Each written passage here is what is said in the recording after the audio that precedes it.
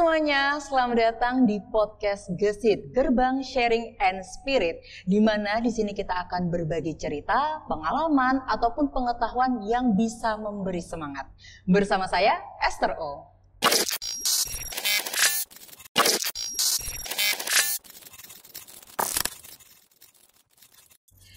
Oke, teman-teman, kalau kita biasanya setiap hari Minggu itu pasti melakukan banyak banget kegiatan, dari mulai kita nyanyi, dengerin firman, dan ada satu hal yang pasti kita sering lakukan, yaitu memberi persembahan. Selain memberi persembahan juga ada tuh yang dinamakan perpuluhan. Tapi saat ini perpuluhan itu sudah menjadi polemik di berbagai kalangan. Sebenarnya perpuluhan itu perlu nggak sih? Atau perpuluhan itu fungsinya untuk apa di gereja? Nah, hari ini kita akan bahas tentang perpuluhan dan kami sudah mengundang dua narasumber yang sangat luar biasa, yaitu ada Bapak Pendeta Sutoyo L. Sigar, seorang teolog baptis, dan juga ada Pendeta Martinus Sumendi, seorang gembala sidang gereja baptis. Dan hari ini kita akan ngobrol-ngobrol ya. Selamat sore Pak. Selamat sore. Gimana kabarnya? Kabar baik, luar biasa. Jauh datang ke sini Pak?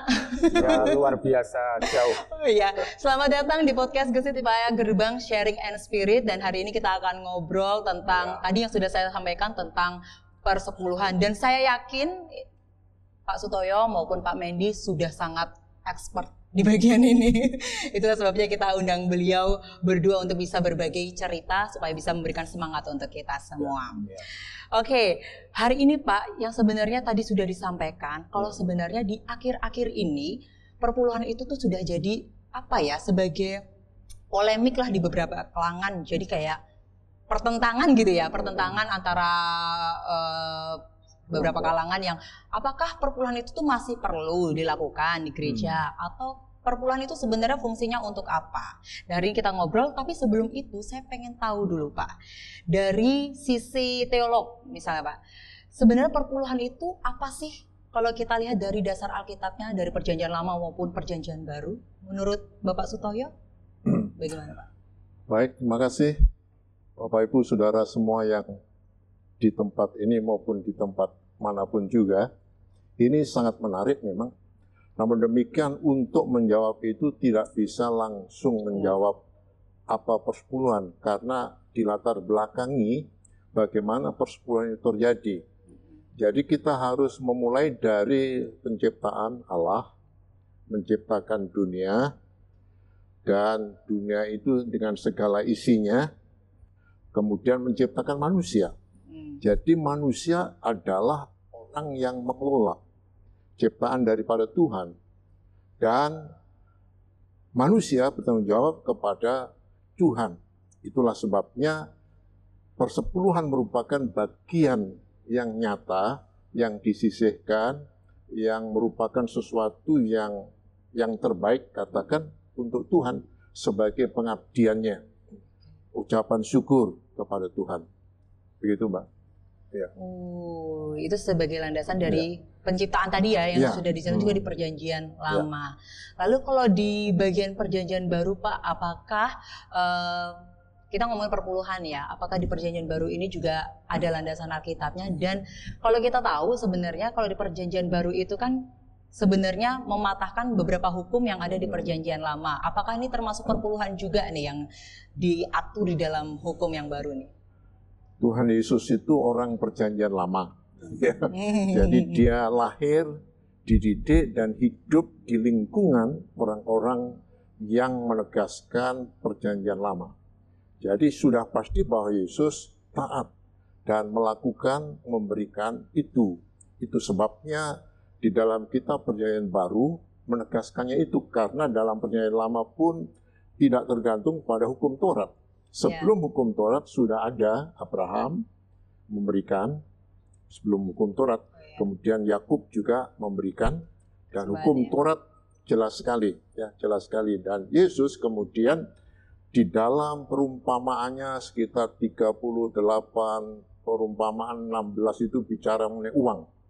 Ya, mengenai uang, pertanggungan jawab. Karena di mana hartamu, di situ hatimu.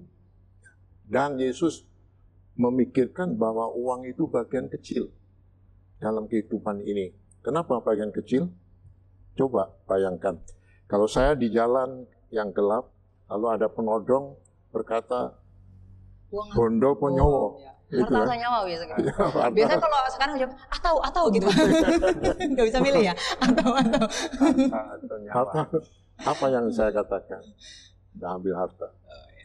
Artinya Daripada apa? nyawa ya. Sebetulnya harta itu, uang itu merupakan bagian yang minimal, minoritas, yang sesungguhnya tidak sepenting daripada kehidupan. Dan Yesus berkata itu.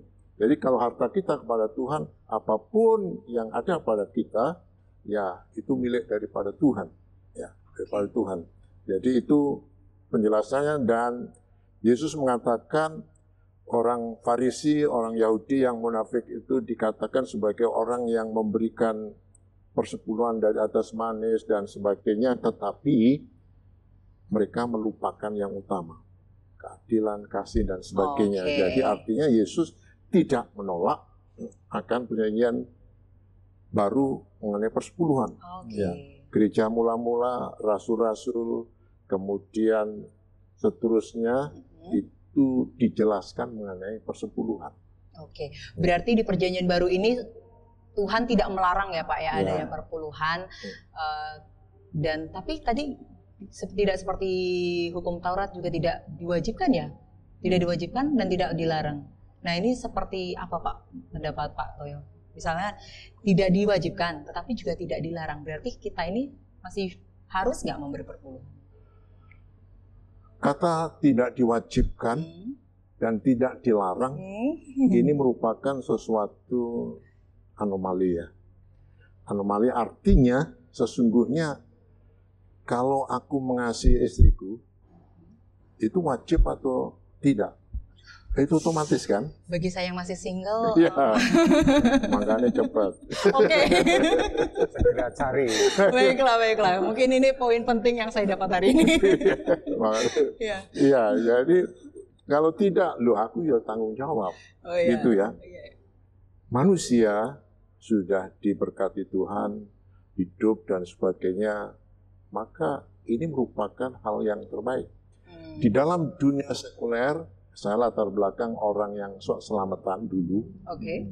Jadi selamatan itu kan nggak punya diutang-utangkan, lalu pitik putih, ayam Pinjam sana, putih, pinjam sini. Oh, pinjam ya. sana, pinjam sini, beras yang bagus, dan sebagainya. Kepada siapa?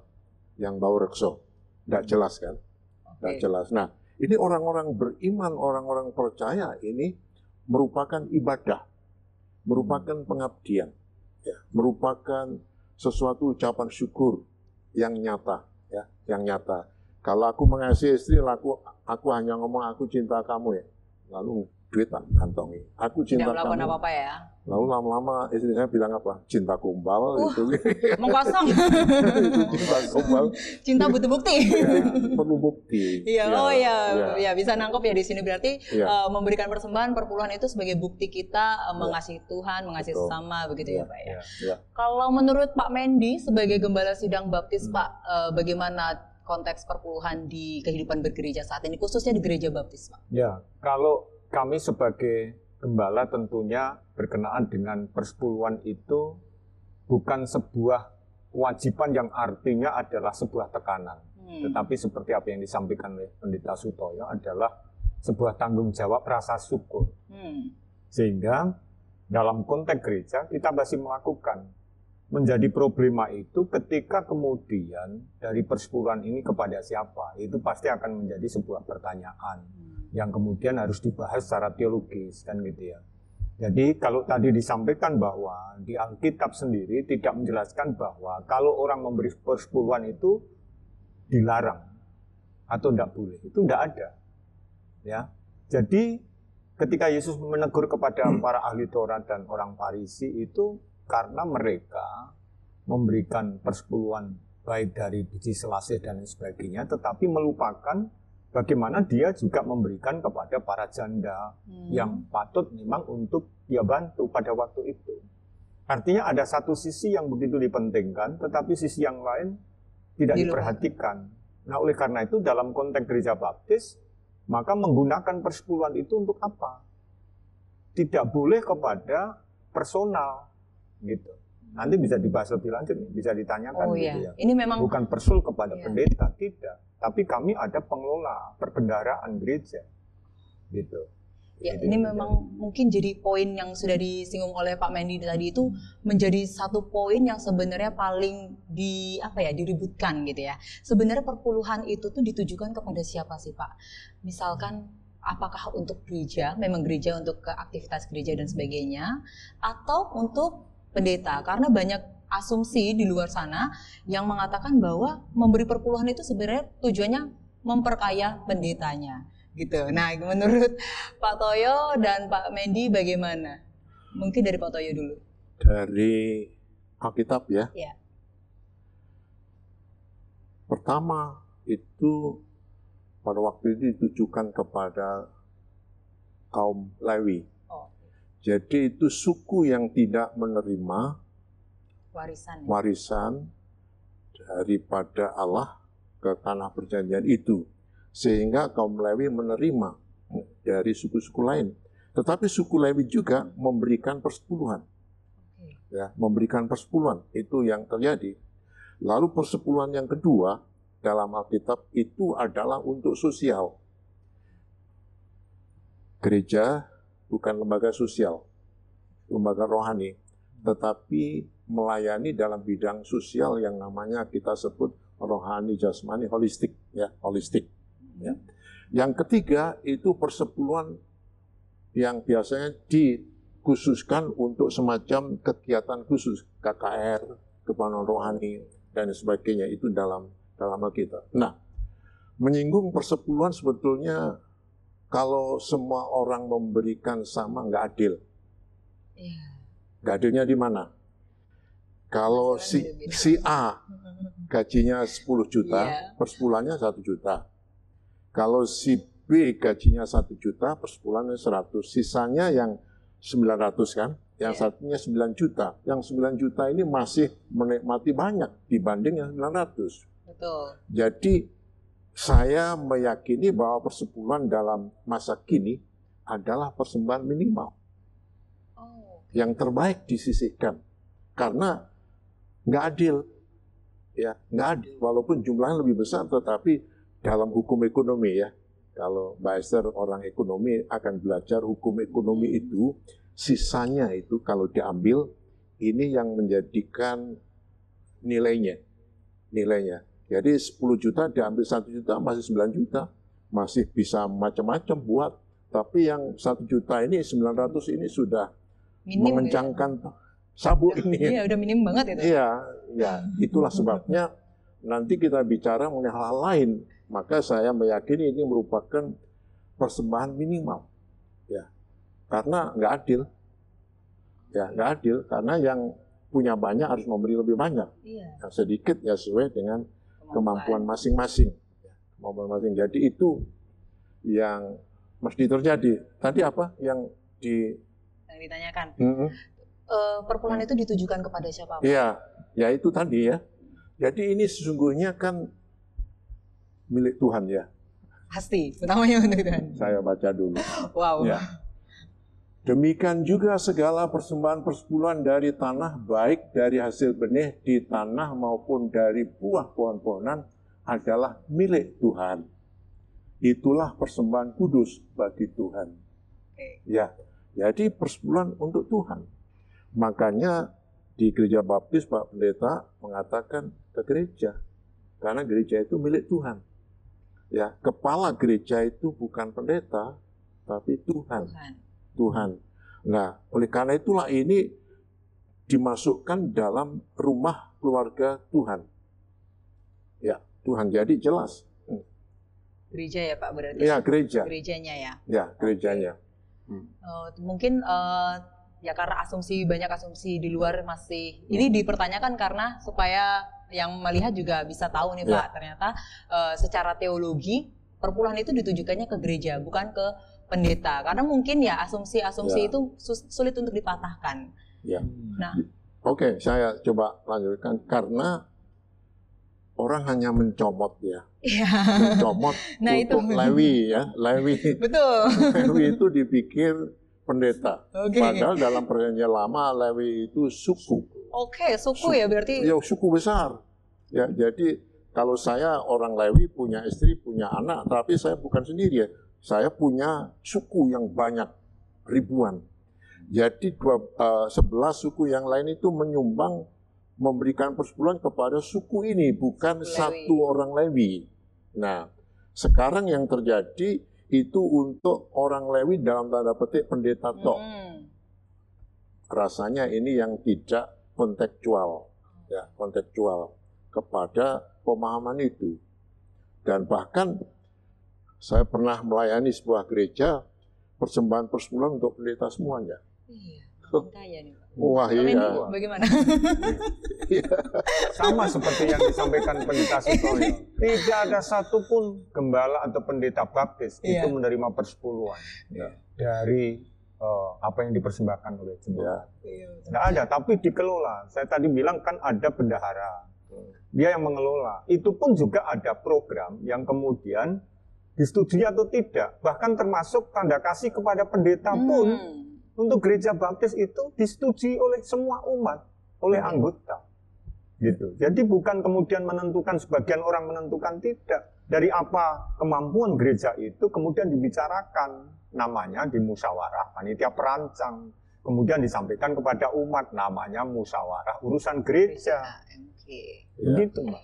Berarti persepuluhan itu bukan untuk memperkaya pendeta ya Pak ya? Tidak. Takutnya kan ada yang lihat, wah pendeta makin kaya tapi jemaatnya ini ternyata tadi itu minim, harus mengencangkan sabuk. Pendeta kemana-mana naik misalkan BMW misalnya gitu. Pak Mendy kesini tadi jalan kaki ya?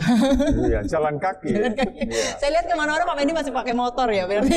Ya, kadang motor, ini kadang membuktikan bahwa gereja baptis ini perpuluhannya tidak untuk memperkaya pendeta ya. Ya, saya tambahkan di sini ya. Jadi ini untuk Tuhan. Oke. Jadi gereja itu milik Tuhan, maka dikelola sesuai dengan kemauan Tuhan melalui gereja.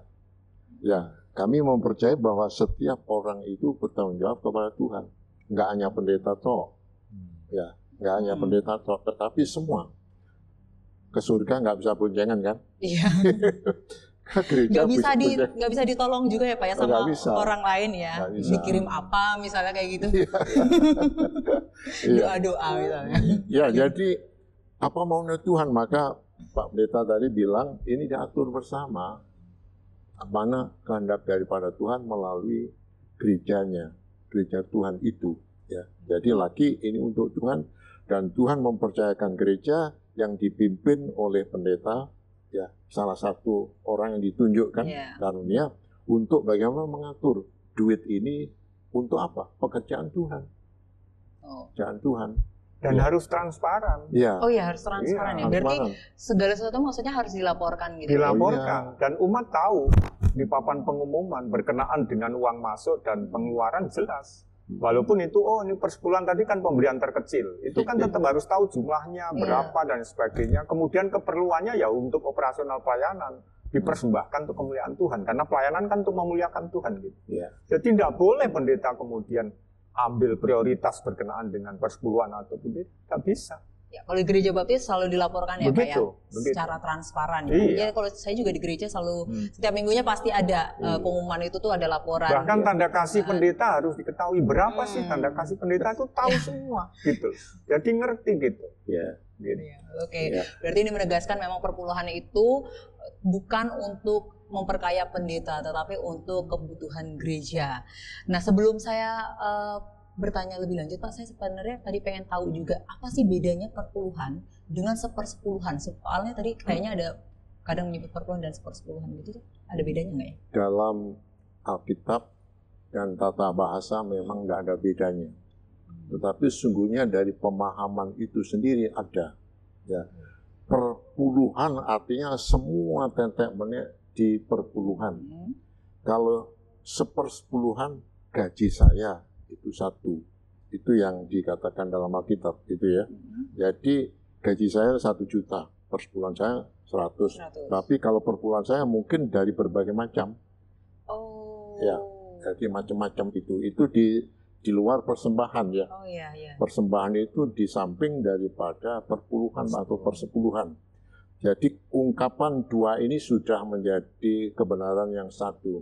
Tapi sebetulnya dari segi definisinya berbeda. Perpuluhan itu berbagai macam. Ya, orang Farisi, orang ahli Taurat, ada manis, ada jinten, ada apa-apa, itu tarung. Itu hal kecil pun diberikan persepuluhan untuk menonjolkan ini loh, aku yang kecil, padahal yang gede nggak mau beri dia. Oh. Kayaknya kalau makin gede itu tuh makin, aduh sayang deh. Iya. Mungkin itu tantangan tersendiri ya, Iya, Pak ya, bagi iya. beberapa pihak yang mungkin punya penghasilan yang besar. Harus Iya. memberikan juga kan berarti, kalau hitungannya tadi 1/10 kan berarti itu pun sudah hitungannya gede ya Pak ya. Itu pun sebetulnya terkecil. Terkecil kan, karena baru 1/10-nya. Iya, dari segi pembandingannya dengan orang miskin kaya itu minimal. Oh ya. Iya toh? Orang kaya masih kaya, orang miskin kurang itu sebetulnya ya. Kurang kan? Ya toh, 1 juta kurang 100, 900. Waduh, orang 10 juta, 9 juta masih foya-foya. Masih foya-foya Pak, masih Iya. bisa staycation lah itu. Iya, makanya ini belum, Sebulan. itu yang saya bilang itu belum adil. Iya, Pak. Ya, belum adil kalau Anda mau megang teguh, aku sudah memberi persepuluhan, padahal gajimu 100 juta. Nggak adil itu. Ya, jadi adilnya gimana? Yang besar memberi besar. Ya, minimal persepuluhan. Iya. Itu istilahnya disisihkan. Aku mau pada Tuhan yang terbaik, kira-kira begitu ya. Iya.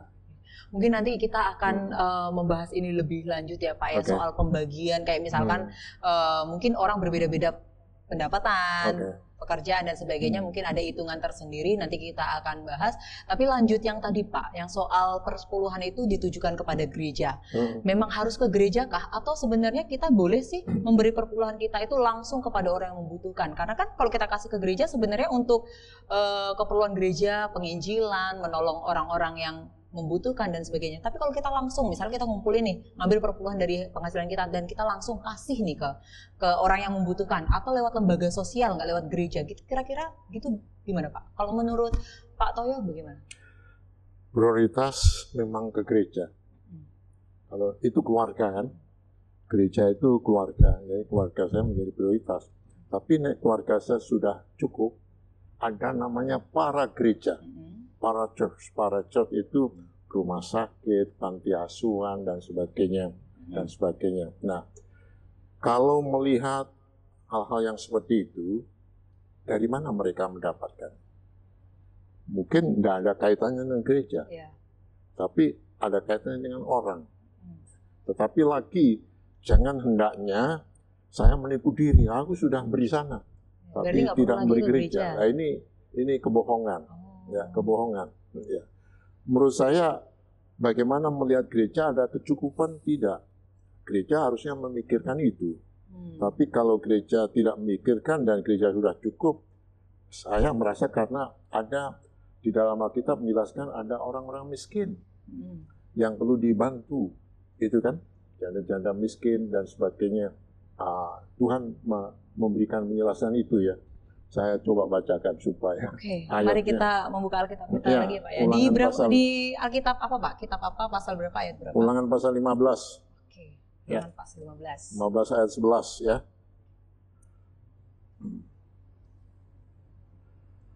Sebab orang-orang miskin tidak hentinya akan ada di dalam negeri itu. Itulah sebabnya aku memberi perintah kepadamu demikian. Haruslah engkau membuka tangan lebar-lebar bagi saudara-saudaramu yang tertindas dan yang miskin di negerimu. Ya, ini salah satu. Nanti dalam perjanjian baru ada juga memberikan penjelasan itu Yesus. Jual hartamu, berikan pada orang miskin. Gitu kan? Ya, jadi ini orang yang sudah berkelimpahan, beri. Ya, saya hanya membayangkan gereja ya atau orang yang berkelimpahan memberi. Ya, memberi. Dan dalam berbagai kesaksian apa itu kayak pasta gigit apa itu lupa saya namanya, itu berapa persen memberi ya. Ada seorang yang memberikan 50%. Ya, ada yang sudah hampir 75%. itu karena mereka meyakini itulah yang Tuhan kehendaki. Ya. Jadi lagi gereja harus menjadi prioritas. Gereja prioritasnya. Prioritasnya. Ya. Namun demikian ketika kita menyaksikan ada keperluan di sana dan gereja sudah memenuhi kebutuhannya, ya, atau sudah lebih, atau saya punya lebih, ya, lebih. Baru. Saya sudah beri 50%, katanya masih lebih juga. Ya, masih lebih. Luar biasa, ini berarti gede banget penghasilannya. Udah ngasih 50% ternyata masih lebih. Beri ya. Masih memberi. Jadi dalam perjanjian lama maupun perjanjian baru sama. Sama ya Pak? Ya sama, ada namanya para gereja. Para gereja. Para gereja itu adalah, ini kepanjang tangan gereja untuk supaya ada orang-orang percaya melalui bidang itu. Kayak rumah sakit, kayak sekolahan, kayak macam-macam gitu kan. Kalau sekolahan rumah sakit milik daripada organisasi tertentu, mungkin tidak ada soal. Tapi kalau mandiri tidak tergabung dengan Baptis, dengan GKI, GKJ, dari mana? Ya orang-orang ini. Ya. Gitu. Kalau terima kasih Pak Toyo. Kalau dari sisi Pak Mendy bagaimana Pak sebagai gembala sidang baptis? Apakah dari Pak Mendy kalau memberikan perpuluhan itu ya memang harus ke gereja atau jemaat boleh nih memberikan persembahan atau persepuluhan itu langsung ke lembaga sosial? Ya, jadi gini, seperti yang sudah dijelaskan tadi bahwa ke gereja itu bagian daripada rumah tangga ya. Kalau kita punya rumah tangga ya berarti kita punya prioritas. Tapi ketika rumah tangga itu kemudian ternyata ada sisi yang lain perlu dibantu, ya rumah tangga ini harus peduli juga kepada sisi yang lain. Jadi sebenarnya kalau kita bicara persepuluhan itu letaknya ada di pola pikir kita juga. Misalkan kita memberi ini kok berat kan gitu, maka kita sulit untuk memberi. Tapi ketika memberi itu sebagai rasa syukur, maka akan menjadi berkat. Yang menjadi berkat itu ketika dia memberikan dengan rasa syukur dan tanggung jawab sebagai umat. Karena sesungguhnya kan kehidupan kita, apa yang ada ini adalah pemberian Tuhan. Ya. Kalau 1/10 tadi kan sampaikan adalah pemberian terkecil kan gitu. Ya. Artinya kalau kita dalam perkara kecil aja kita pelit gitu. Gimana mau diberi tanggung jawab dalam perkara besar kan gitu. Nah oleh karena itu ada orang-orang yang begitu menyaksikan luar biasa dalam kehidupannya. Ketika dia setia dalam ucapan syukurnya dan ya minimal 1/10 tadi selalu diperhatikan oleh Tuhan. Coba lihat perjanjian baru sendiri, janda miskin itu. Berapa sih keuangannya kan gitu. Tapi keberanian untuk dia taat karena dia tahu siapa Tuhannya. Yesus bilang apa? Dia memberi yang terbaik. 100%. 100%. Dari segala yang dia miliki. Dari apa yang dia miliki. Zakheus 50%. Zakheus 50%. Jadi kalau orang perjanjian baru sekarang kemudian menentang 1/10, loh 1/10 pemberian terkecil aja kamu tentang gitu. Memang kamu berani seperti janda miskin itu atau Zakheus? Ditantang aja kan begitu kan? Gitu. Jadi pola pikir kita ini harus dibenahi gitu. Iya. Itu masalah juga. Oh gitu. Jadi yang sama ya Pak, berarti yang prioritaskan di dalam gereja? Iya, keluarga. Keluarga dulu ya, baru keluar. Gereja itu bagian keluarga. Kalau misalkan kondisinya kayak gini Pak, gereja ini ternyata di dalam satu gereja ini jemaatnya banyak orang mampu semua dan segala kebutuhan gereja sudah tercukupi.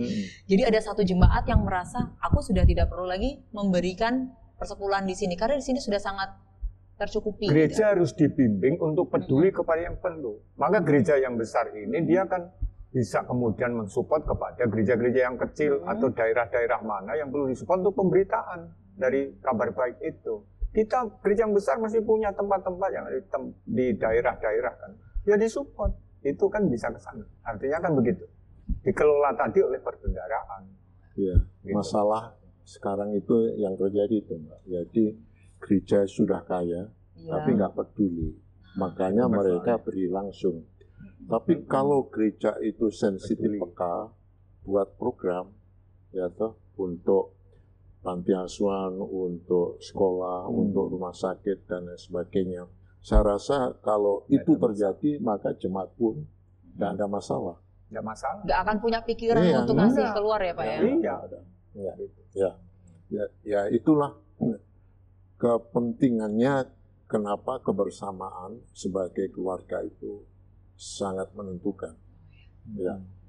Itu poin, menurut saya poin yang sangat bagus ya Pak. Ya. Kita keluarga yang diutamakan itu keluarga. Berarti satu, karena kan di gereja ini kan kita menjadi anggota kan. Ya. Kita bukan yang pergi datang pergi begitu saja, tapi kita memang menjadi keluarga di sini dan itu yang harus ditambah. Poin penting Pak, poin yang sangat bagus menurut saya. Kita menganggap gereja ini keluarga, jadi yang diutamakan keluarga. Ini saya tambahkan, jadi saya sebagai gembala itu kan kemudian ketika kita memiliki uang, jadi gereja jangan dianggap sebagai bank yang mencari keuntungan. Bukan, tapi gereja adalah mandat ilahi yang untuk melayani demi kemuliaan Tuhan. Jadi Tuhan menghendaki apa harus turut dengan Tuhan. Mana yang kemudian Tuhan mengarahkan pada kita. Makanya di gereja baptis itu kan ada program-program yang dipersiapkan. Bahkan setiap tahun program apa, biayanya dan lain sebagainya. Termasuk apa? Berkenaan dengan pemberitaan akan kabar baik itu. Termasuk ranah-ranah sosial. Bagaimana jemaat-jemaat yang ada kemudian bisa dibantu dari peran gereja itu sendiri, gitu. Jangan senang ketika gereja kemudian uangnya begitu banyak dan sebagainya, tapi tidak peduli. Nah itu yang menjadi masalah sosial juga akhirnya, gitu. Dikiranya tadi kembali lagi dikiranya ini untuk memperkaya pendeta nih. Nah apalagi begitu, nah itu persoalan. Harus dikembalikan pada visi misi Tuhan, Mbak. Kenapa Yesus keroyo-royo dari sono ke dunia menderita, mati dalam suasana itu supaya manusia diselamatkan. Ini sebetulnya tugas gereja. Ya, mandat ilahi adalah melaksanakan kesinambungan misi Tuhan Yesus. Aku datang untuk menyelamatkan dunia. Sekarang aku pergi mempercayakan kepadamu, kamu pergilah. Jadikanlah itu sebetulnya visi misi utama dalam gereja melalui berbagai hal tadi. Ya. Dengan kegiatan-kegiatan, menopang sosial dan sebagainya. Ya, tapi kalau itu hanya untuk sendiri-sendiri, bangun gereja yang apik, mobilnya Alphard, ayo kita perhatikan gembala sidang kita masing-masing, kendaraan yang dimiliki. Tapi mungkin ini ya Pak ya, berarti sebagai gereja itu punya kewajiban untuk tadi itu transparansi kepada jemaat sehingga jemaat tuh paham, benar-benar paham sebenarnya keuangan gereja itu difungsikan untuk apa saja. Dan sebagai jemaat harus mau belajar juga ya Pak ya, untuk mau membaca laporan, melihat program-program gereja dan mendukung itu semua. Dan bisa memberi masukan berkenaan dengan program itu setiap tahun supaya kemudian apa yang bisa disasar, karena kan tidak kadang-kadang tidak terpikirkan juga oleh pemimpin berkenaan dengan apa yang sedang dihadapi oleh hal-hal yang diperlukan gitu dalam ranah yang. Nah itu boleh. Nah itu gereja baptis. Nah itu gereja baptis. Tapi Pak, kalau misalkan pada dasarnya emang pendetanya dapat berkat banyak nih, kaya misalnya, apakah salah juga kalau pendeta tuh kaya gitu kan? Karena mungkin ya sebagai gereja yang besar bisa mampu memberikan tanda kasih yang besar kepada pendeta. Apakah itu juga sesuatu yang salah atau boleh-boleh aja gitu? Nggak salah Mbak. Kaya itu nggak salah. Yang salah itu nggak punya hati nurani untuk apa? Kekayaan. Ya kan? Jadi kalau saya diberikan berkat kekayaan, ya ini untuk melaksanakan rancangan Tuhan bagi tadi, visi misi itu. Tapi kalau ini hanya untuk diri sendiri, ini tidak sesuai dengan mandat itu. Ya kan? Jadi kalau jadi pendeta kan panggilan Tuhan untuk menjadi kepanjang tanganan Yesus. Ya, bukan untuk cari itu. Kalau itu terjadi, ya itu berkat. Tetapi kalau itu berkat, ya jangan untuk diri sendiri. Karena apa? Kerja mati-matian, berjuang mati-matian, nggak dibawa mati. Oh iya. Ya toh? Yang dibawa mati apa? Ya tanggung jawab itulah. Ya.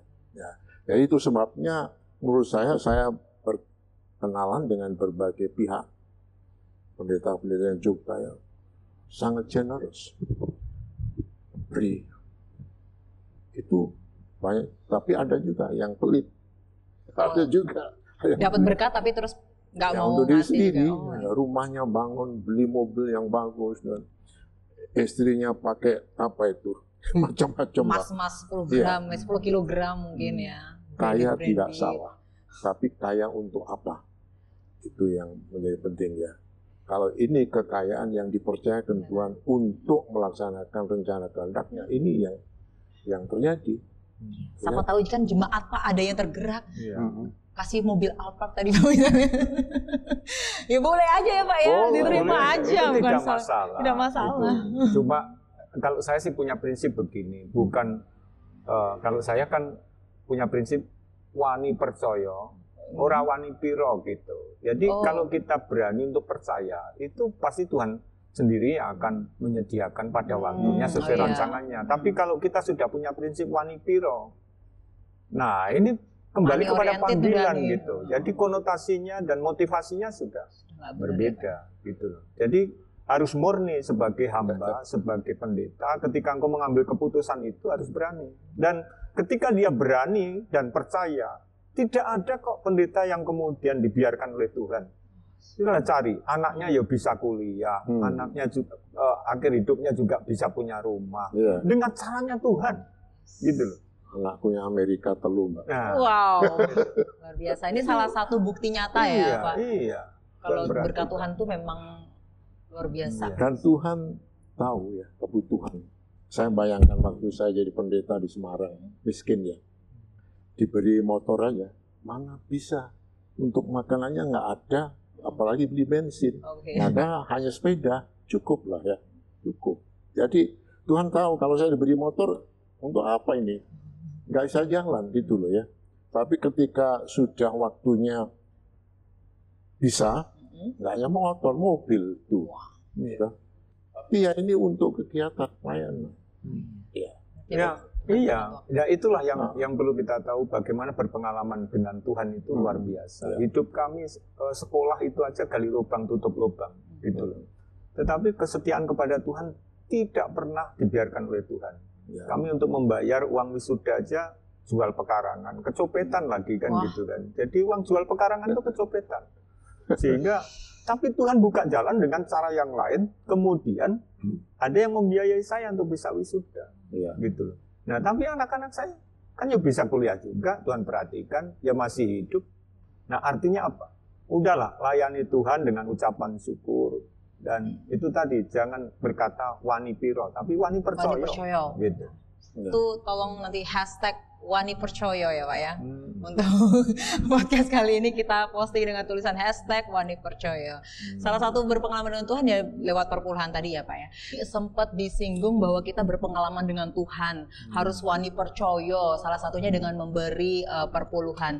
Tapi emang apa ada jaminan kalau kita akan pasti diberkati kalau kita memberikan perpuluhan? Apakah ada jaminan itu? Apakah di dalam Alkitab Perjanjian Lama maupun Perjanjian Baru dijelaskan seperti itu Pak Toyo? Itu bukan urusan kita. Kita itu memberi bukan untuk diberi. Ini sebagai apresiasi ya kepada Tuhan. Pengucapan syukur. Tuhan mau memberi atau tidak, itu urusan Tuhan. Urusan saya, tugas saya adalah menghargai, mengucap syukur kepada Tuhan. Walaupun buktinya, orang-orang yang tekun setia di situ itu memang hidup diberkati. Tapi lagi, bukan memberi untuk diberi atau diberkati, bukan.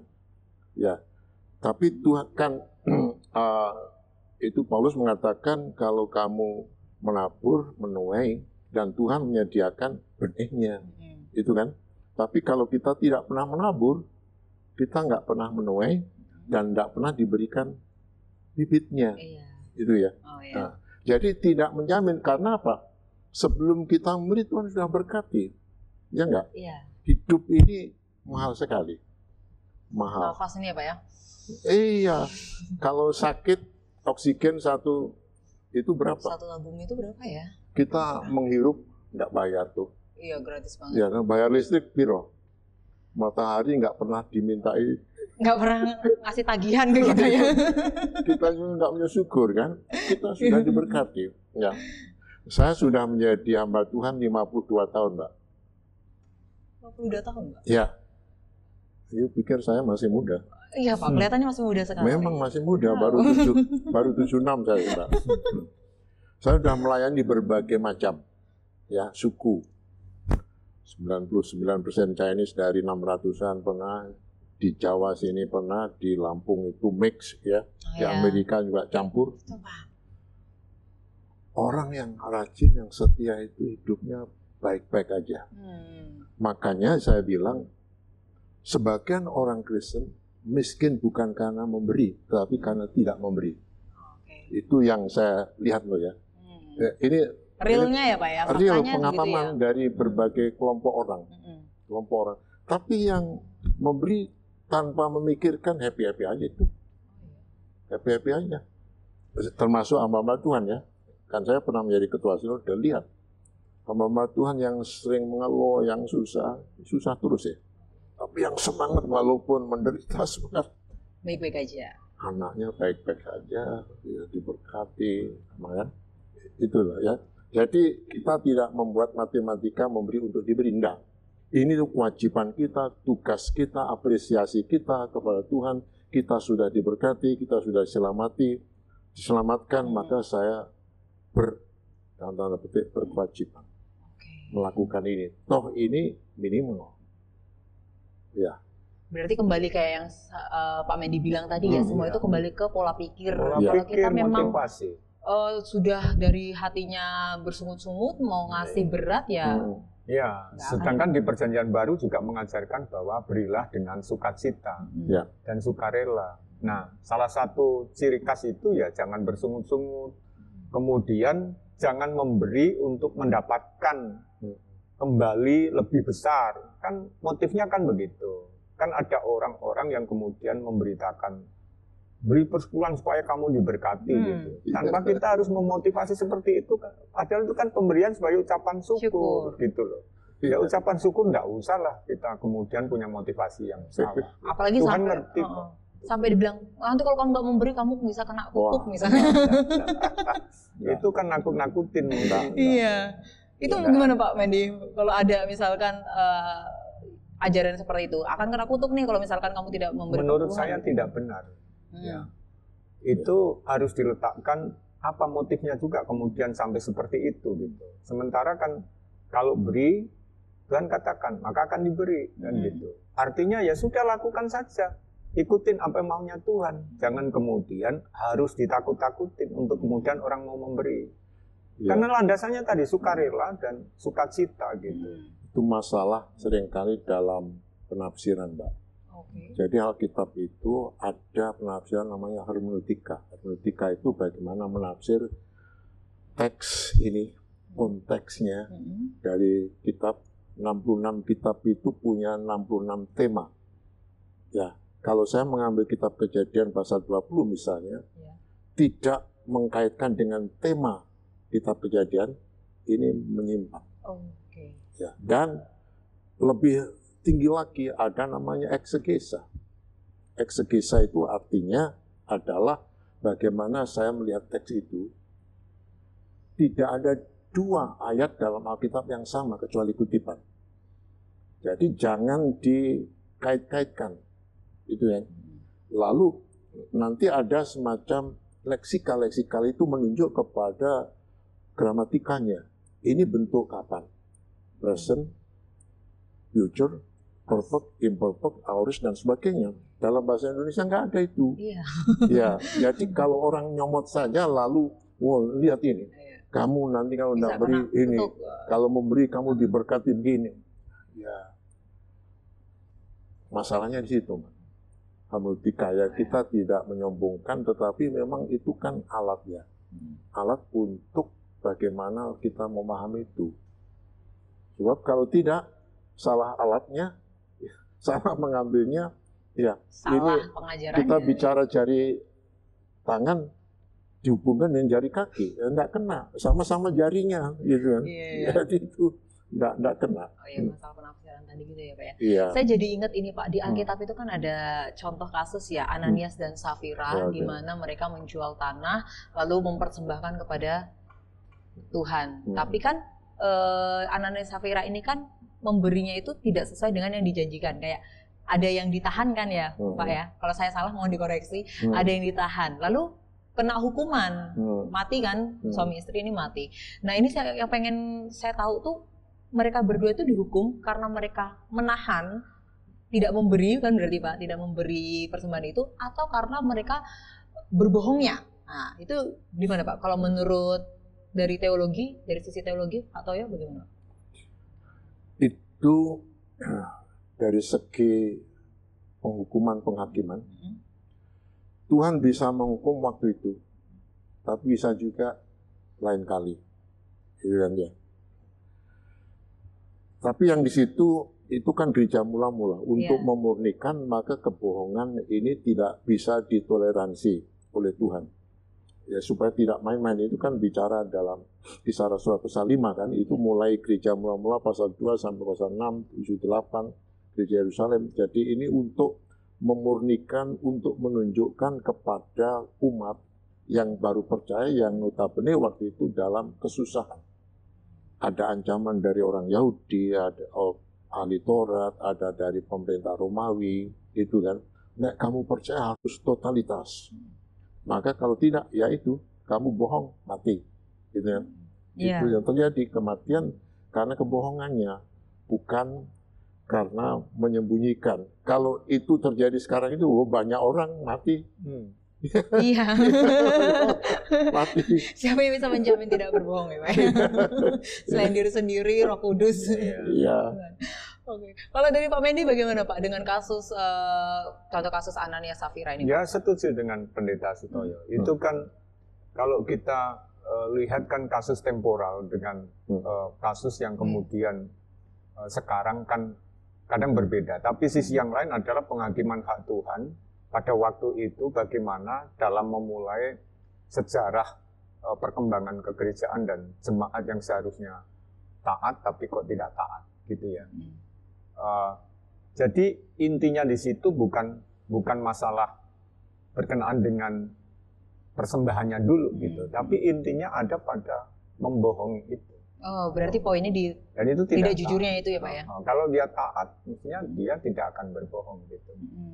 Nah, makanya kalau kita lihat di situ kan, artinya kalaupun kamu jual berapa itu kan masih punya milikmu kan gitu, gitu loh, kan begitu. Jadi kita harus pahami itu dengan komprehensif. Dan kemudian kasus per kasus itu kan kadang berbeda. Harus lihat secara kontekstual tadi, secara historis juga, gitu ya. Ya, saya mau tadi ada yang mengganjal berkenaan dengan apakah ada janji Tuhan yang berhubungan dengan berkat ketika kita memberi gitu ya. Nah, kalau kita lihat di Perjanjian Baru jelas itu 2 Korintus pasal 9 ayat 7 sampai 8 ya. Walaupun tadi harus dibenahi, pola pikir kita itu standarnya bukan kepada saya supaya mendapatkan kelimpahan dengan saya memberi. Tapi lihat janji Tuhan saja. Hendaklah masing-masing memberikan menurut kerelaan hatinya, jangan dengan sedih hati atau karena paksaan. Termasuk jemaat mula itu kan dengan sedih hati artinya kok dia berbohong gitu ya. Sebab Allah mengasihi orang-orang yang memberi dengan sukacita. Dan Allah sanggup melimpahkan segala kasih karunia kepada kamu supaya kamu senantiasa berkecukupan dalam segala sesuatu dan malah berkelebihan di dalam berbagai kebajikan. Maksud Paulus di sini bukan berarti kamu punya motivasi memberi supaya kamu kemudian mendapatkan lebih gitu. Tapi ini penegasan. Kamu memberi dengan ucapan syukur itu adalah bagian dari keyakinanmu, imanmu, wani percaya tadi gitu. Gitu. Intinya dari situ, bukan kamu punya motivasi yang salah. Gitu. Dari kerelaan hati tadi. Nah, sering terjadi adalah ketika mengkhotbahkan ini pada janjinya yang ditekankan sehingga supaya orang memberi. Nah, itu kekeliruan pada motivasi awalnya itu. Dan kata berkat itu, Mbak, dalam Alkitab itu kata kerja sama bahagia juga. Kata kerja, jadi mengerjakan bahagia berkat. Ya, bahagia itu apa? Duit, rumah, mobil. Pasangan hidup. Aduh, kenal lagi nih saya. 2 kali. Bahagia kan. Iya, jadi kebahagiaan berkat itu mengerjakan. Kalau kita orang Kristen setia, giat, senang. Bahagia itulah ya. Tapi kalau enggak, justru menjadi beban. Iya. Beban. Gak ikhlas malah nanti. Iya. Maka Paulus katakan, kerjakanlah keselamatanmu. Bukan memperoleh keselamatan, tetapi hidup yang percaya ini mesti diusahakan dari anak-anak, remaja, pemuda, dewasa, bahkan nanti sempurna pada saat yang akan datang bersama Tuhan. Itu sebetulnya. Iya. Kalau tadi Pak masalah tentang kerelaan hati, sukacita kan kita berarti kan yang diutamakan itu tadi ya Pak ya. Nah, sebenarnya ini rada nyinggung lagi dengan obrolan kita di awal. Jadi boleh nggak kalau misalkan kita ada di sebuah, misalkan di gereja, kita berjemaat di gereja, terus ternyata di gereja itu tuh mungkin memiliki pendeta yang tadi itu nggak jujur, maksudnya segala sesuatu diutamakan ke pendeta, akhirnya karena kita sadar seperti itu kan nggak jadi sukacita Pak untuk memberikan perpuluhan. Nah kalau kasusnya kayak gitu boleh nggak kita tuh ya udah perpuluhannya akhirnya saya putuskan untuk langsung memberi ke yang lain gitu. Itu kan kasusnya beda ya Pak. Kalau yang tadi kan kita harus mengutamakan rumah kita dulu ya, rumah tangga dulu, gereja dulu. Tapi kalau kasusnya seperti itu karena kan kita ngomongin kerelaan hati. Gitu. Kalau kita memang lebih rela, lebih ikhlas dengan kita langsung salurkan ke lembaga sosial, ke orang lain daripada ke gereja, gitu gimana Pak Medi? Ya, makanya itu kan tadi sudah disampaikan, gereja yang jujur juga dalam mengelola keuangan pasti akan dipercaya. Jadi kita harus lihat kasus per kasus. Kalau itu yang terjadi, maka saya harus koreksi diri gitu. Kenapa tidak memberikan kepada keluarga kita gitu? Jangan-jangan gereja kita sendiri memang tidak peduli. Gitu, sehingga orang kenapa berikan langsung gitu. Jadi itu kadang-kadang bisa terjadi begitu. Iya. Gitu. Itu masalah teologi juga, Mbak. Oh iya. Bagaimana? Ada gereja yang berpahaman teokrasi. Teokrasi artinya pendeta itu kepanjang tanganan Tuhan, aku yang memutuskan. Jadi kalau itu keyakinannya dan jemaat setuju itu ya sudah. So mau apa? Karena itu yang diyakini. Ya, itu artinya yang dalam tanda petik episkopal katakannya. Tapi ada yang presbyterial itu diatur oleh kelompok. Jemaat nggak perlu tahu. Nah, kita ini mempunyai paham jemaat itu secara pribadi bertanggung jawab kepada Tuhan, namanya kongregasional. Oh iya. Ya, jadi kenapa? Saya ini tanggung jawab pada Tuhan, ke surga nggak bisa goncengan, gitu kan ya. Jadi bukan pendeta yang bikin saya masuk surga. Iya, jadi apa yang saya beri saya mesti tahu. Iya. Ikut memutuskan, karena apa? Aku juga tanggung jawab pada Tuhan. Duitmu dikemanakan? Loh kamu kok nggak usul nggak apa? Ya, kalau kayak begitu di gereja kami ya jemaatnya ngomonglah sama pendeta. Pendeta kok gitu ya, gitu kan? Ini pola gereja. Jadi ada semacam itu Mbak. Jadi kita kadang-kadang ya, keyakinannya gitu ya. Kok bisa begitu? Ya Bu. Diajarinnya begitu. Makanya kan yang kita memiliki keyakinan kongregasional, maka dengar tuh apa yang disampaikan oleh jemaat atau mungkin orang yang mewakili umat yang berbicara kepada pendeta. Maka kerendahan hati juga diperlukan di situ. Saya harus dengar itu gitu. Kalau itu bisa dilakukan dan memang tidak melanggar kebenaran firman Tuhan, ya kita lakukan. Ya, itu kongregasional. Ya, gitu. Oke. Ternyata ini ya kita sudah banyak mengobrol dan tahu nih ternyata bagaimana seharusnya gereja dan jemaat itu saling bekerja sama dalam pelayanan ya, termasuk dalam pemberian persepuluhan. Sekarang kita mau masuk ke matematika Pak. Kita mau masuk ke pertanyaan matematika. Saya pengen tanya soal bagaimana sih hitungan kita memberikan persepuluhan, karena tadi disebut 1/10 berarti kan 1/10 dari penghasilan kita tadi tuh Pak ya. Nah kalau hitungannya tadi kan beda-beda, kalau kata Pak Toyo tadi yang penghasilan banyak harusnya memberi banyak. Nah itu berarti kan tidak 1/10 ya Pak berarti hitungannya. Dalam memberi perpuluhan itu sebenarnya tuh berapa bagian sih Pak yang diberikan tuh? Ya jadi kalau ikuti perjanjian lama sebetulnya 30% loh Mbak. 30% justru? Oh bukan 10% ya? Bukan, lewi, sosial, kecil tadi. Kegiatan itu 30%, perjanjian baru 100%. Wah. Coba baca itu Roma 12 ayat 1. Persembahkanlah tubuhmu yang hidup dan kudus. Tubuhmu ini yang menghasilkan duit kan? Iya. Jadi seluruhnya sebetulnya. Nah, makanya kami tadi tekankan persepuluhan itu sebetulnya minimal. Kalau dikalkulasi ya 1/10 dari gaji saya. Gaji saya 1 juta ya 100.000. Itu kan ya. 1.000 itu hitungan dalam pengertian pemahaman umum, ya umum. Tapi kalau pengertian saya, semua itu milik Tuhan, ya milik Tuhan. Kita punya apa sebetulnya? Ya itulah Paulus kan berkata gitu, kan? Tubuhmu itu milik Tuhan kan? Hidup dulu saya melawan Kristus, sekarang hidupku Kristus. Hidup oleh karena iman percaya kepada Dia. Ya, jadi tubuh inilah yang menghasilkan semuanya. Dan tubuh ini sebetulnya kan sudah ditebus oleh Tuhan kan? Iya. Sudah jadi milik Tuhan kan? Saya ini milik Tuhan. Ya. Jadi kalau milik Tuhan, apa ya aku hitung-hitungan Tuhan sak meneh loh. Tuhan nggak meneh aku sak meneh ya enggak toh ya.